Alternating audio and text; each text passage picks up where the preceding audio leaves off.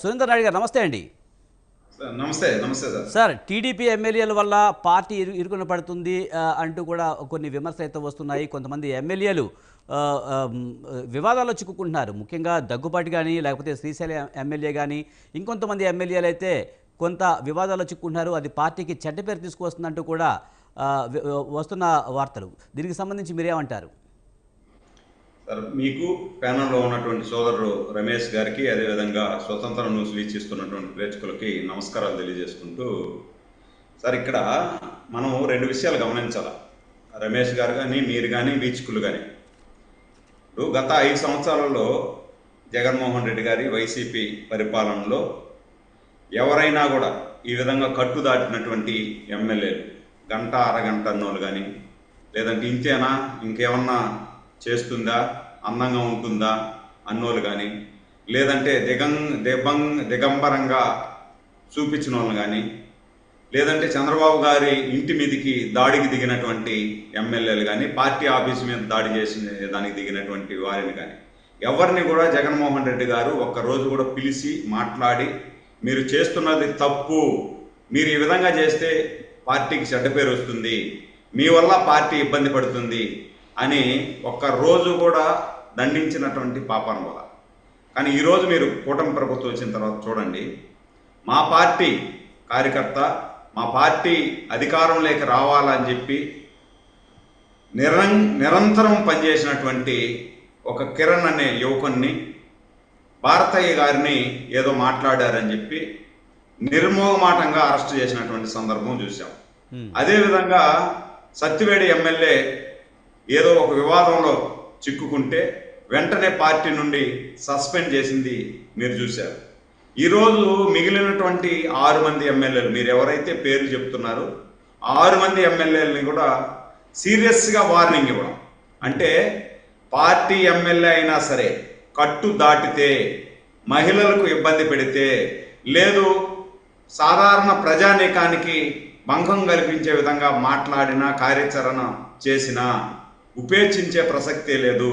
ఎంతటి వాడైనా సరే, పార్టీకి వాడి వల్ల ఎంత ఉపయోగం ఉన్నా ఉన్ని, అలాంటి వాడి వల్ల పార్టీకి ఉపయోగం కంటే కూడా నష్టమే ఎక్కువ జరుగుతుంది అని చెప్పి ఆదిలోనే తుంచి పారేస్తున్నాం మేము. కట్ చేసి ఏదైతే స్టార్ట్ అవుతుందో స్టార్ట్ అయిన వెంటనే క్యాన్సర్ లాగా వ్యాపించకుండా ఎక్కడైతే స్టార్ట్ అయిందో అక్కడనే కట్ చేసి పక్కన పడేస్తున్నాం. మేము ఎక్కడ కూడా బేసజాలకు పోవటం లేదు.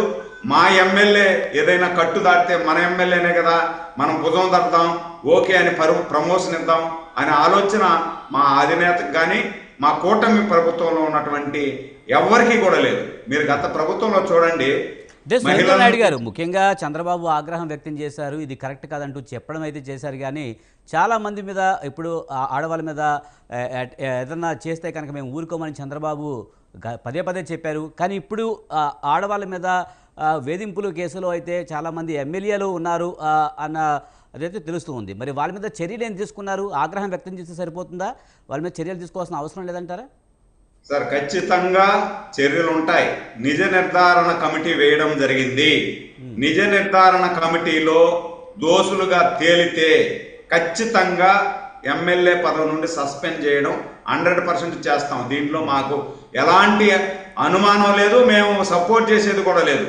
ఎందుకంటే ఇది కూడా నేను ఎందుకు చెప్తున్నా అంటే సార్, ప్రజలు గత 5 సంవత్సరాలలో వైసీపీ పాలనలో విసిగి వేసారి మనకు అద్భుతమైనటువంటి పాలనా దక్షత ఉన్నటువంటి చంద్రబాబు గారు కావాలి అని తెచ్చుకున్నటువంటి 164 సీట్లు అద్భుతమైనటువంటి మ్యాండేటరీ ఇస్తే మనము మళ్ళా వైసీపీ ట్రాప్లో పడి వైసీపీ ఎమ్మెల్యేలు ఇసుగు దోసేశారు, లెక్కర్ దోసేశారు, లేకపోతే ఇంకొకటి చేశారని మళ్ళా మనం అదేవిధంగా చేస్తే మీ వల్ల పార్టీకి చెడ్డ పేరు వస్తుంది.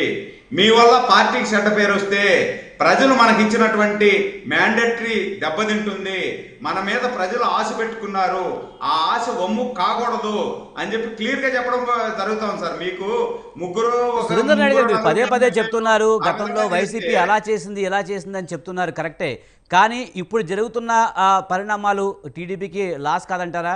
గత ప్రభుత్వంలో ఎందుకు ఇప్పుడు జరుగుతున్న విషయాన్ని పోల్చుకుంటున్నారు? అదే నేనేమంటున్నా అంటే, మేము ఎవరైనా సరే మా ఎమ్మెల్యే ఒక్కడు కానీ ఇద్దరు కానీ ముగ్గురు కానీ నలుగురు కానీ ఎవడ తప్పు చేసినా వెంటనే పిలిచి దండిస్తున్నాం, పద్ధతి మార్చుకోమంటున్నాం. ఒకవేళ పద్ధతి మార్చుకోకపోతే వన్ టైం ఎమ్మెల్యేగా మీరు మిగిలిపోవాల్సి వస్తుంది. మీకు రేపు టికెట్ ఇచ్చే పరిస్థితి కూడా ఉండదు. టికెట్ ఇవ్వకపోగా మీ మీద క్రిమినల్ కేసులు బనాయిస్తాం. 5 ఏళ్ళు వాళ్ళ మీద ఎలాంటి చర్యలు తీసుకోరా? వన్ టైం ఎమ్మెల్యేగా ఉండిపోతారంటే 5 ఏళ్ళు ఎలాంటి చర్యలు తీసుకోరా? అదే సార్, అదే చెప్తున్నా. వన్ టైం ఎమ్మెల్యేగా ఉండిపోవడమే కాకుండా మీ మీద క్రిమినల్ కేసులు కూడా బనాయించడం జరుగుతుంది. దాని మీద దర్యాప్తు చేసి మీకు చట్ట ప్రకారం శిక్ష అనుభవించాల్సి వస్తుంది. తమాసాలు చేయొద్దండి అని చెప్పి చంద్రబాబు గారు క్లియర్గా చెప్తున్నాడు. అంటే అదే ఒక విజ్ఞత ఉన్నటువంటి నాయకుడికి ఇంకొకరికి డిఫరెన్స్. మేము ఎక్కడ కూడా సపోర్ట్ చేయటంలా. ఎవడైనా సరే మా ఎమ్మెల్యే తప్పు చేసినా, మా చిన్న కార్యకర్త తప్పు చేసినా, మాకు చిన్న కార్యకర్త నుండి ఎమ్మెల్యే స్థాయి మినిస్టర్ స్థాయి వరకు ఎవడు తప్పు చేసినా ఒకే విధంగా చూస్తాం. వీడి కార్యకర్త వీడు తప్పు చేస్తే వీడిని వేసేద్దాం, వీడు ఎమ్మెల్యే వీడు తప్పు చేస్తే వీడిని సపోర్ట్ చేద్దాం అనే ప్రసక్తే లేదు. అందరికీ కూడా సమాన న్యాయం జరుగుతుంది. మాకు ఓటు వేయనటువంటి కార్యకర్తకు ఏ విధంగా న్యాయం చేస్తామో మాకు ఓటు వేసినటువంటి కార్యకర్తకు అదే న్యాయం జరుగుతుంది. ఓటులో గెలిచినటువంటి ఎమ్మెల్యేకి కూడా అదే వర్తిస్తుంది. ఎక్కడ కూడా బేసేదాలకు పోయే ప్రసక్తే లేదు. మీరు చూశారు, చంద్రబాబు నాయుడు గారు ప్రభుత్వంలోకి వచ్చిన తరువాత పరిణామాలు మీరు చూస్తున్నారు.